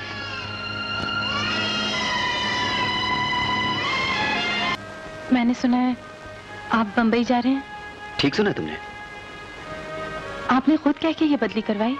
करवाई या हो गई, इसमें फर्क क्या पड़ता है? लेकिन इसकी जरूरत क्या थी? तरक्की, मेरी तनख्वाह बढ़ जाएगी। क्या वो यहाँ रह के नहीं बढ़ सकती? अगर बढ़ सकती तो मुझे वहां जाने की क्या जरूरत थी? आप इसे रुकवा नहीं सकते? वो किस लिए? मेरी नौकरी यहाँ है, मेरी माँ हॉस्पिटल में यहाँ है, शंकर और सुंदर यहाँ पढ़ते हैं। तुम जब हमेशा अपना ही सोचती हो तो क्या मुझे एक बार भी अपना बुरा भला नहीं सोचना चाहिए? चलिए घर चल के बात करते हैं। बात यहाँ भी हो सकती है। यहाँ मेरी तनख्वाह मेरे लिए काफी नहीं है, मुझे तरक्की की सख्त जरूरत है। यहाँ घर का किराया तक देने के लिए मेरे पास रुपया नहीं है। वहां मुझे कंपनी की तरफ से फ्री मकान मिलेगा। पिछले 5 साल से मैं इसी तरक्की के लिए अपनी जान तोड़ता रहा हूं, अब क्या उसे ना कर दूं? तो फिर आप ही बताइए, मैं क्या करूं? इसका फैसला तुम खुद कर सकती हो। ठीक है, आप मुझे वहाँ नौकरी दिलवा दीजिए, मैं आपके साथ चलूंगी। मैं तुम्हें नौकरी कहाँ से दिलवा सकता हूँ? और वैसे भी मुझे तुम्हारा नौकरी करना बिल्कुल पसंद नहीं है। नौकरी नहीं करूंगी तो पैसे कहाँ से आएंगे? मेरे परिवार का क्या होगा? मेरा परिवार, मेरा परिवार, मेरा परिवार। क्या मेरा परिवार तुम्हारा कुछ नहीं? मेरी माँ तुम्हारी कुछ नहीं लगती? मेरा बाप तुम्हारा कुछ नहीं? तुम्हें उनकी कोई फिक्र नहीं है क्या? ने कहा अपना मकान किराए पे दे दूं, शंकर सुंदर और माँ को यहाँ लेकर आ जाऊं। यहाँ उनके साथ नौकरों से बुरा सलूक हुआ। यह भी तो आप ही की कुर्बानी थी। मेरी माँ बीमार हो गई, मुझसे कहा गया कहीं उसे छूत छात की बीमारी ना हो, उसके लिए इस घर में कोई जगह नहीं है। यह भी तो आप ही की कुर्बानी थी। ठीक है, ये लोग अब मरे या जिए, मुझे इससे क्या? ये लोग मेरे होते कौन है? मैं आपके साथ ही चलूंगी। इस तरह सोग मनाते हुए मेरे साथ आने की कोई जरूरत नहीं है। मेरे साथ रह के भी तुम उन्हीं का रोना रहोगी। तुम यही रहो, खूब कमाओ, जिसे जो तालीम दिलवाना चाहती है दिलवाओ, बड़ा आदमी बनाओ। मैं तुम्हारे रास्ते में नहीं आऊंगा, लेकिन तुम्हें मुझे और मेरी बच्ची को भूल जाना पड़ेगा। यही आपका आखिरी फैसला है? हाँ हाँ हाँ हाँ। औरत ब्याह के बाद अपने बेसहारा परिवार की देखभाल करे तो उसे बुरा कहा जाता है, उसकी निंदा की जाती है। यही सब कुछ अगर मर्द करे तो उसे देवता पुरुष मानते हैं, उसकी वाह वाह होती है। ये कैसा इंसाफ है? कहाँ का इंसाफ है? मैं आपसे पूछती हूँ, आप फैसला कीजिए, ये कैसा इंसाफ है? अपने इंसाफ का ये बेसुरा भजन मुझे मत सुनाओ। जो मुझे ठीक लगता है वही इंसाफ है। तुम्हारे लिए अब इस घर में एक मिनट ठहरना भी मुमकिन नहीं है। तुम अपने पति और अपनी बच्ची की क्या देखभाल करोगी? तुम्हें तो अपना मैका ज्यादा प्यार लगता है, मैके के लोग ज्यादा प्यार लगते हैं। चले जाओ यहाँ से। तुम मेरी बेटी को अपने साथ नहीं ले जा सकती। मेरी बेटी को मुझसे मत छीनिए, मेरी किरण को मुझसे अलग मत कीजिए। मेरी किरण को, मैं आपके हाथ छोड़ती हूँ। मेरी बेटी को मुझसे मत छीनिए, मैं उसके बगैर जिंदा नहीं रह सकती। मेरी बेटी को मुझसे मत छीनिए। उन्होंने हम लोगों की खातिर जो कुर्बानी दी है,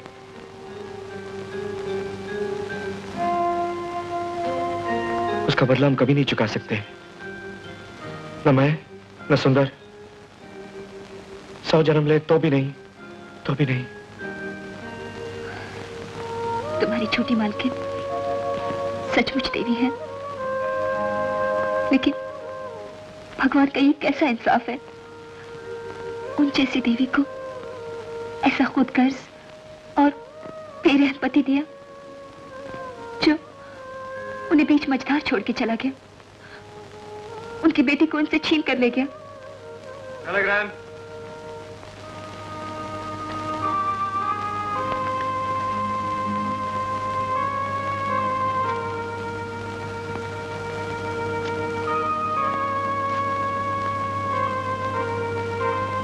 Arriving today along with sister, meet railway station express.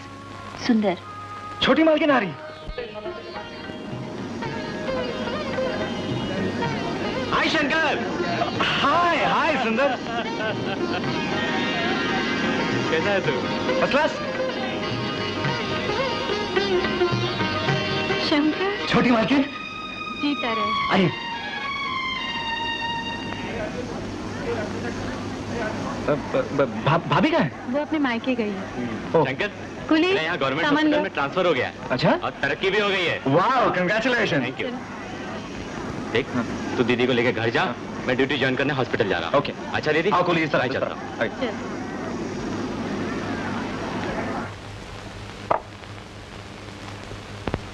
आइए, यह है शंकर महल। अरे, घर तो बहुत साफ सुथरा रखा हुआ है। आपकी ट्रेनिंग है ना। अब आप बैठिए और बताइए क्या पियेंगी आप? चाय, कॉफी, शरबत? मुझे जो चाहिए मैं खुद ही ले लूंगी। पहले तू बता, तू ठीक से खाना नहीं खाता? ठीक से तो खाता हूँ। तो फिर इतना दुबला क्यों हो गया है? आप यहाँ नहीं थी ना मेरी देखभाल करने के लिए? तो तू क्या सारी उम्र बच्चा ही रहेगा? सुंदर की तरह तू भी शादी कर ले, देखभाल करने वाली मिल जाएगी। अच्छा, आप कहती है तो शादी कर ही लूंगा। अरे रे, नीचे क्यों बैठ गया है? यही तो मेरी असली जगह है। अब ये क्या करने लगा? आज मैं बहुत खुश हूँ। अच्छा अच्छा, चल छोड़। लेकिन आज तक आपसे बहुत नाराज था। क्यों? आप एक बार भी मेरे पास आकर नहीं रही, हमेशा सुंदर के पास रहती थी। अरे पगले, तुझे क्या मालूम मेरा कितना जी चाहता था तेरे पास आके रहूं, मगर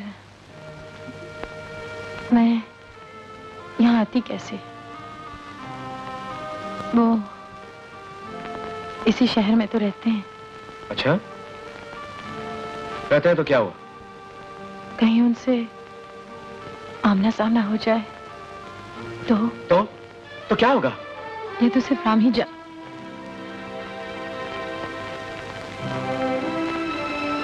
मैं तो सिर्फ इतना जानती हूँ, एक तरफ मेरा जी चाहता है किसी न किसी तरह वो मेरे सामने आ जाए, मैं उनके दर्शन तो कर लूं एक बार, लेकिन साथ ही साथ दिल कांपता भी है।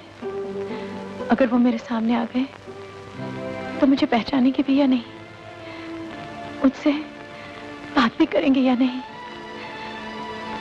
मुझे अपनी बेटी से मिलने देंगे भी या नहीं।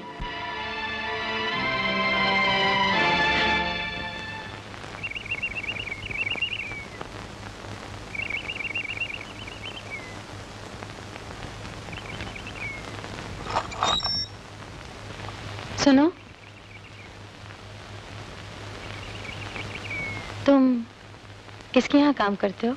रामनाथ जी के। साहब हैं घर पर? साहब तो माँ जी और पिताजी को लेकर अस्पताल गए हैं। क्यों? माँ जी अंधी है ना, पिताजी अपाहिज, महीने में एक बार अस्पताल जाना पड़ता है। ओह, साहब की बेटी? वो घर पे है।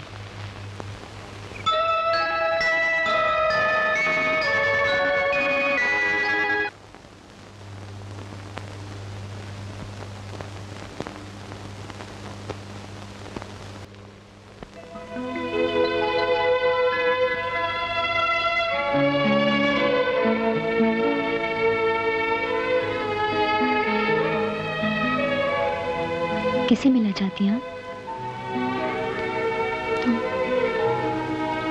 तुम किरण हो ना? लेकिन ये तो मेरे बचपन का नाम है, आप कैसे जानती हैं? तुम्हारा ये नाम मैंने ही तो रखा था। क्या? दादी तो कह रही थी ये नाम मेरी माँ ने रखा था। हाँ, वो उस वक्त मैं वहाँ मौजूद थी। दादी ने मेरा नाम बदल के सुधा रख दिया। लेकिन आप कौन हैं? बेटी, मैं तुम्हारी माँ की सहेली हूँ। तो आप बाहर क्यों खड़ी हैं? अंदर आइए ना, बैठिए।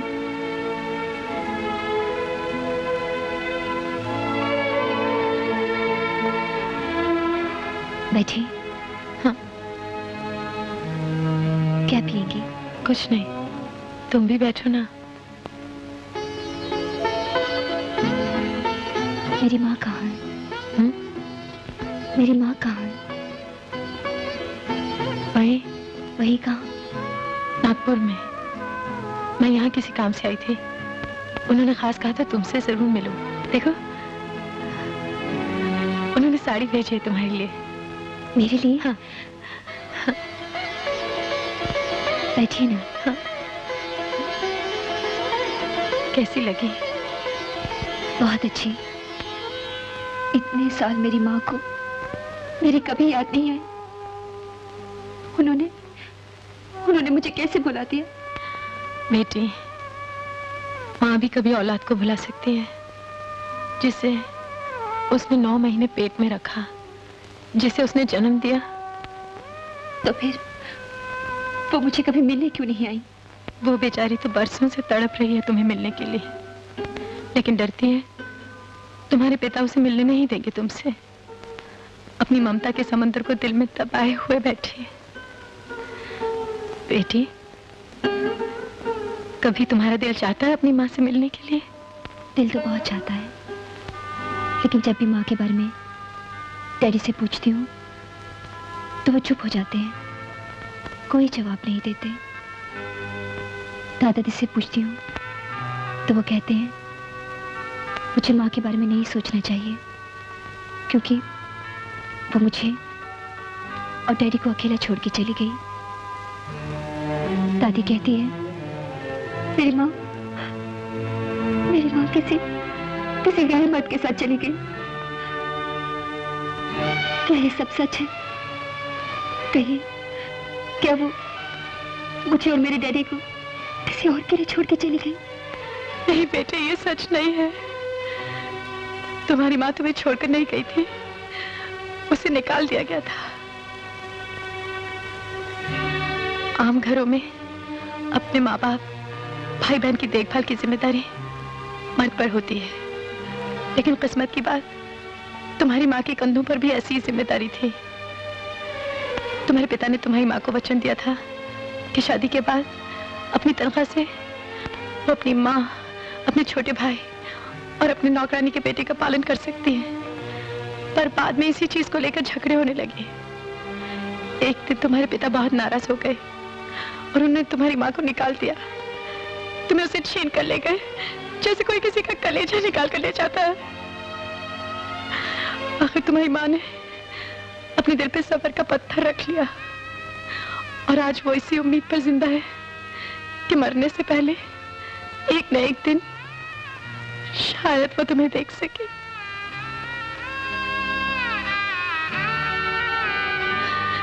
बस बेटे, यही सच है, यही है तुम्हारी माँ की कहानी। जीते रहो, जीते रहो।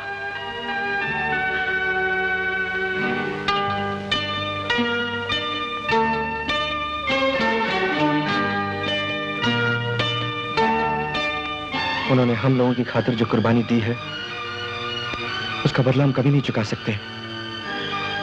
न मैं, न सुंदर, 100 जन्म ले तो भी नहीं, तो भी नहीं। शंकर, शंकर। अरे सुधा, अच्छा हो तुम आ गई। सुंदर यहाँ गवर्नमेंट हॉस्पिटल में आ गया है, उसे मकान मिल गया, छोटी मालकिन उसके साथ है, मैं भी वहीं जा रहा हूँ। जल्दी चलो ना शंकर। तुम भी चलोगी? हाँ। छोटी मालकिन तुम्हें देखकर खुश हो जाएंगी। हाँ। और जब उनको ये पता चलेगा कि मैं कौन हूँ, तो वो खुशी से फूल ही नहीं समाएंगी। मगर तुम्हारा उनसे? शंकर, वो मेरी माँ है। कैसे बताती? 20 बरस हो गए। इतनी सी बच्ची थी जब मुझे उससे अलग किया गया। मैं अचानक वहां जाके कह देती मैं तेरी माँ हूं, तो क्या वो विश्वास करती? विश्वास कर भी लेती तो क्या स्वीकार करती मुझे? उन्होंने उसके मन में मेरे खिलाफ न जाने कैसा कैसा जहर भर रखा है। मैं उस पर अपना आप जाहिर कर देती और वो मुझे धुतकार कर निकाल देती तो? नहीं माँ, नहीं, नहीं।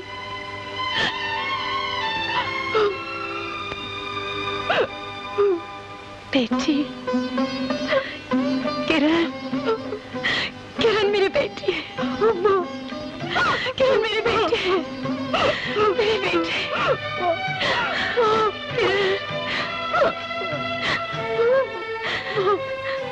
बेटी, इसमें गलती तेरी है राम। तूने सुधा को बहुत ढील दे रखी है। अरे मैं मानता हूँ कि वो कमाती है, पर इसका मतलब ये नहीं कि रोज रोज शाम तक वो घर से बाहर रहे। अब उसकी शादी कर ही देनी चाहिए। मैंने भी यही सोचा है। अरे शादी तो कभी भी हो सकती है, मगर वो पति के घर चली जाएगी तो हमारा क्या होगा? तेरी तनख्वाह से तो हमारा इलाज चलता है और उसकी तनख्वाह से घर चलता है।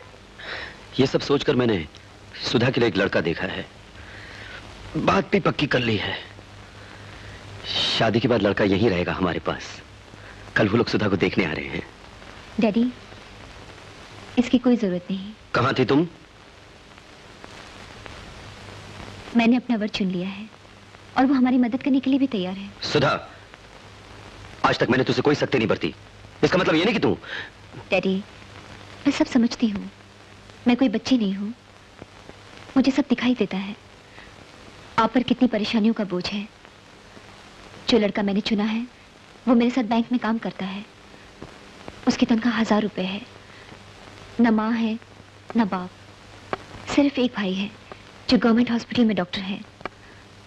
और शादी के बाद वो हमारे साथ ही रहेगा और जरूरत पड़ी तो अपनी तनख्वाह से हमारी मदद भी करेगा। राम, अरे ये रिश्ता तो बहुत ही अच्छा है। लड़के भी खुश और हमारा भी कल्याण। राम, तू जाके बात कर ले। ठीक है सुधा, लड़का तुझे पसंद है तो मैं कल ही जाकर उसके भाई से बात कर लूंगा। तो मुझे उसका नाम और पता बता दे। आपको जाने की जरूरत नहीं, वो लोग खुद आएंगे आपके पास।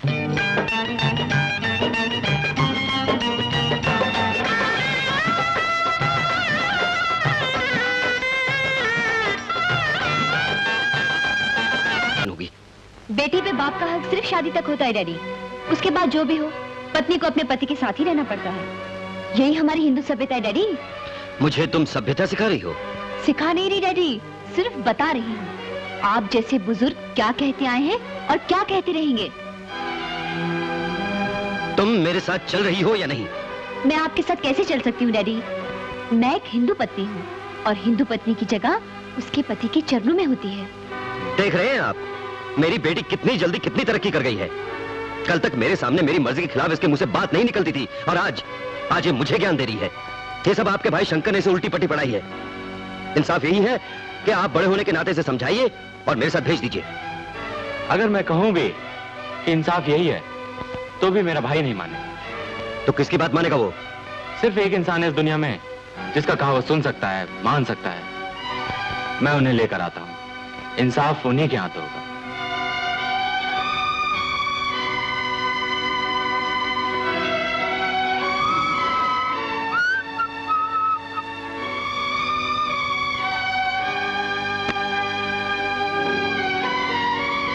मेरे डैडी आए हैं, आप उन्हें नमस्ते नहीं करेंगे? ससुर को दामाद के आगे हाथ जोड़ने पड़ते हैं या दामाद को ससुर के आगे? फिर भी वो बड़े हैं, बुजुर्ग हैं। सिर्फ उम्र बड़ी होने से अगर इज्जत बढ़ जाती है तो हमें दुनिया के हर पत्थर को प्रणाम करना चाहिए। क्यों? आप जो कुछ पूछना चाहते हैं इनसे पूछ सकते हैं।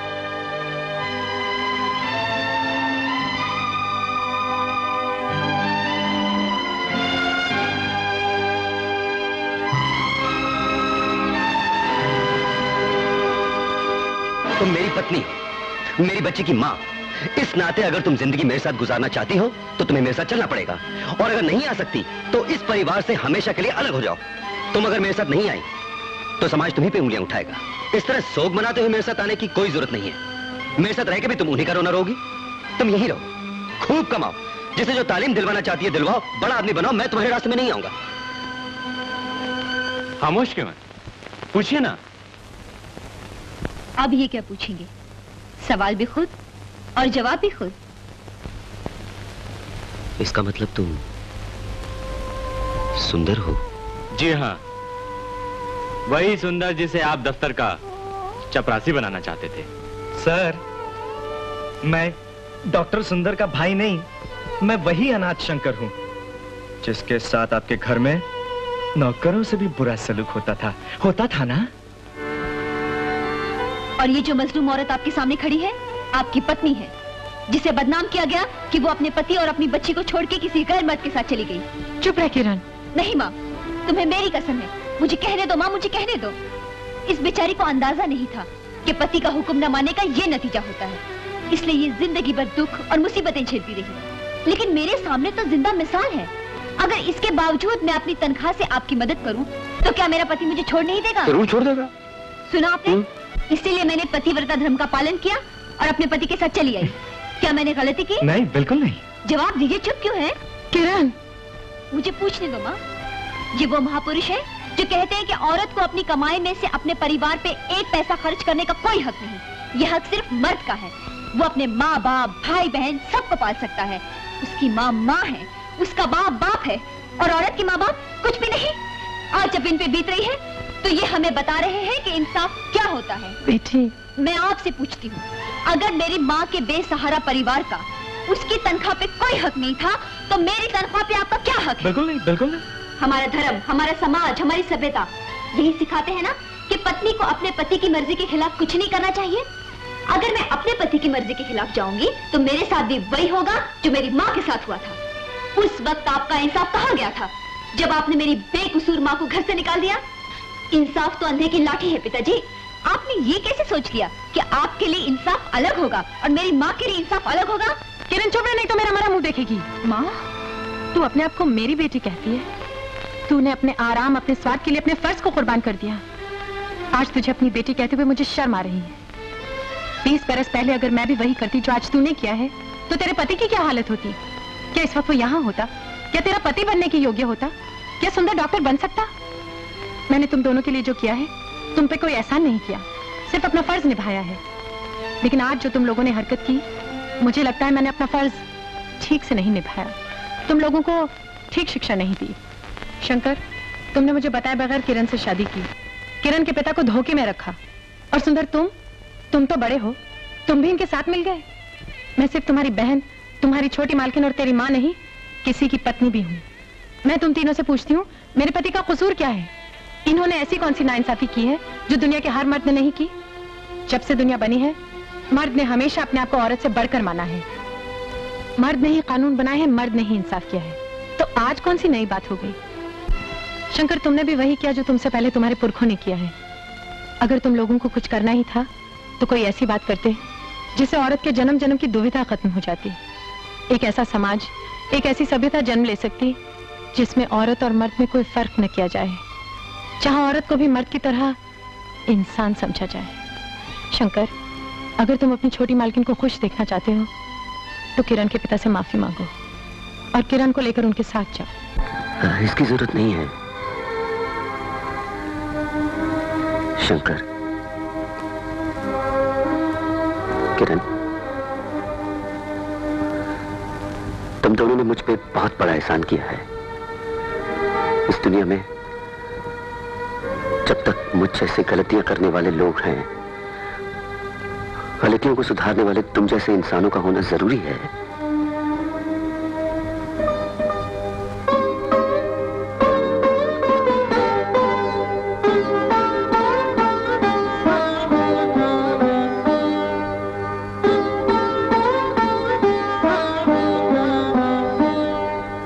सुंदर, परसों पहले जब तुम्हारी दीदी ने मुझसे कहा था कि वो तुम्हें आगे बढ़ाएगी, तो मैंने उससे कहा था कि सीढ़ी लगाकर इंसान दीवार पर तो चढ़ सकता है, मगर आसमान तक नहीं पहुंच सकता। तब तुम्हारी बहन ने मुझसे कहा, आसमान तो क्या, हिम्मत हो तो इंसान उससे भी ऊपर जा सकता है। आज तुम्हारी बहन ने अपनी बात को सच कर दिखाया, तुम्हें इस ऊंचाई तक पहुंचा दिया। लेकिन इस ऊंचाई पर खड़े होकर सिर्फ ऊपर की तरफ मत देखना, कभी कभी एक नजर नीचे भी देख लेना, क्योंकि तुम्हारी बहन तुम्हारी सीढ़ी थामे नीचे खड़ी है, तुम्हारी तरफ देख रही है कि कहीं सीढ़ी अपनी जगह से हिल ना जाए। सुंदर, अपनी बहन को हमेशा देखते रहना। हाँ?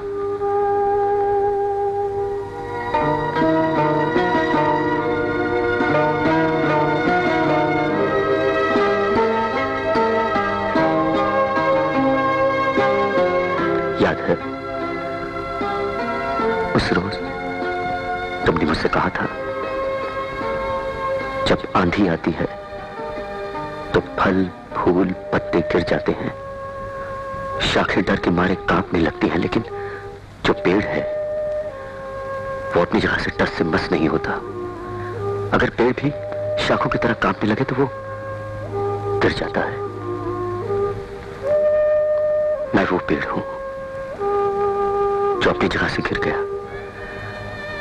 गिरने के बाद तुम्हारी बात मेरी समझ में आई, मगर बहुत देर हो चुकी थी। गिरा हुआ पेड़ फिर से खड़ा नहीं हो सकता। पता मुझे खुशी है कि तुम अपनी मंजिल तक पहुंच गई हो।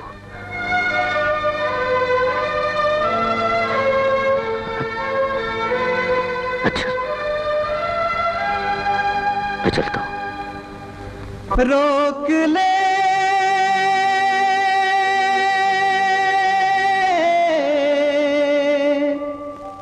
रोक ले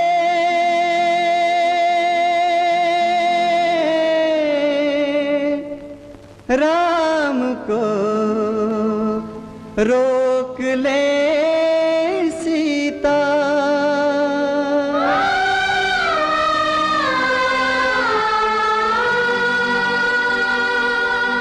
जिसके लिए तेरा सारा जीवन आंसू पी कर बीता।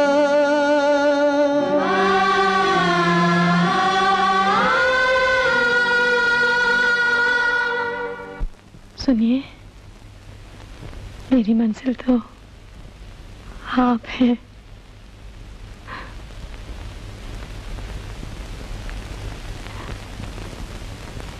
राम न अब मुख मोड़ो सिया से, राम न अब मुख मोड़ो। झूठे अभिमान में दुख ही दुख है, छोड़ो ये हट छोड़ो। सिया बिना राम, बिन राम सिया, लगता के अधूरा नाम लिया। सिया बिना राम, बिन राम सिया, लगता के अधूरा नाम लिया। हो सिया राम सी अमर हो जोड़ी।